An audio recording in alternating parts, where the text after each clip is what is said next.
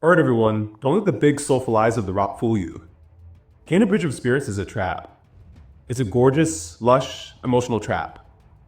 When I first booted this up, I thought I was in for a cozy game weekend. I expected Zelda meets Pikmin, but what I got was a combat system that demands the precision of a Sekiro player, and a story that deals with the heavy, jagged edges of grief. But with the recent announcement of the sequel, Kena Scars of Kosmora, at the state of play, I realized I had to go back and talk about why this game feels more relevant in 2026 than it did when it came out in 2021, the first time I played it.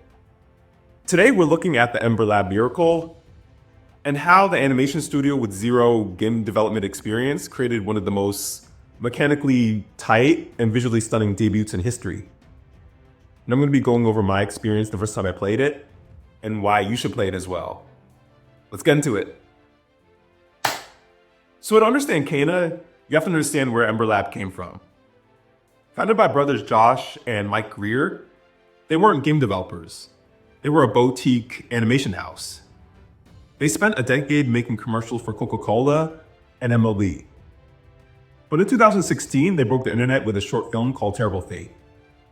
It was a Legend of Zelda Majora's Mask fan project that looked better than most Hollywood movies. That dark fairy tale DNA is all over Bridge of Spirits. The studio actually started with just 15 core employees. They built the prototype in Unity, but eventually switched to Unreal Engine 4 because they didn't have a dedicated programming team and needed the blueprint system to build the game visually. When you play it, you can feel that artist's first philosophy in every frame. Now let's talk about my favorite and most stressful part of the game, the rot. These little soot sprites are the soul of the gameplay. Personally, I love that they weren't just collectibles. They're your ammunition, your healing, and your crowd control. Mechanically, the courage meter is genius. In most games, you heal by running away and hiding, but in Kena, you only get courage to heal or use big attacks by being aggressive. According to Ember Lab's animation directors, the rot were a nightmare to animate, and they wanted them to feel like a squishy blob that moved as one mass, but also had individual personalities.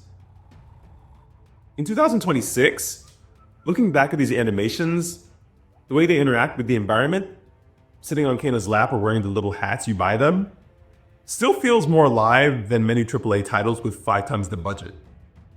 Okay, we have to address the difficulty. This is where my personal experience went from all cute to I'm going to throw my controller through the wall. On expert or master difficulty, Kena is effectively a Souls-like. The parry window is notoriously tight, and we're talking just a few frames of animation. Why does this work? Because it mirrors the narrative. Kena is a spirit guide essentially helping people who are stuck. Their grief has made them heavy, jagged, and violent. The bosses, Taro, Adira, and Toshi, they aren't evil. They're grieving.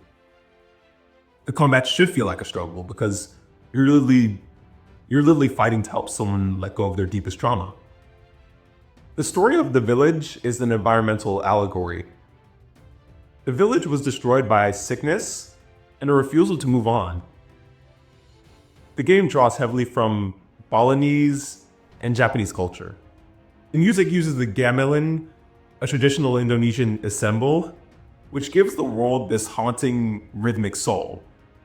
In my playthrough, the story of Adira and Hana hit me the hardest. It's a story about the fear of being forgotten and the literal corruption that happens when we refuse to say goodbye. It's a mature theme for a game that looks like Frozen, and that contrast is what makes it a masterpiece. So what's next? Ember Lab just announced Kena Scars of Kosmora for 2026, this year.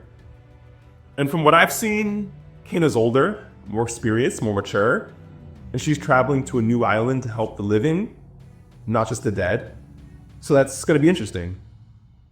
You're adding elemental spirit companions and a mount. Finally, she gets to ride. Can't wait to play that. But what I'm excited most to see is about if they can capture that same beautiful heartbreak that the first game delivered. But if you haven't played Kena Bridge of Spirits, you have until the end of the year to finish it, if there's no delays. and hopefully you can play before the sequel drops. Trust me, it's worth the gray hairs the boss fights will give you. But what was your most rage-inducing boss in Kena? For me, it was the corrupt woodsmith fight. Let me know in the comments below.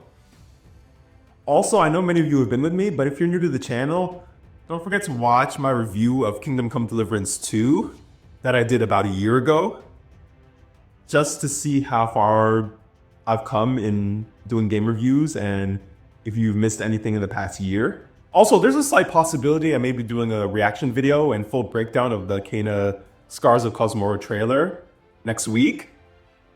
But it's a possibility, so keep a lookout. Don't forget to like, subscribe to the channel, and I'll be seeing you on the next step of our journey. Take care.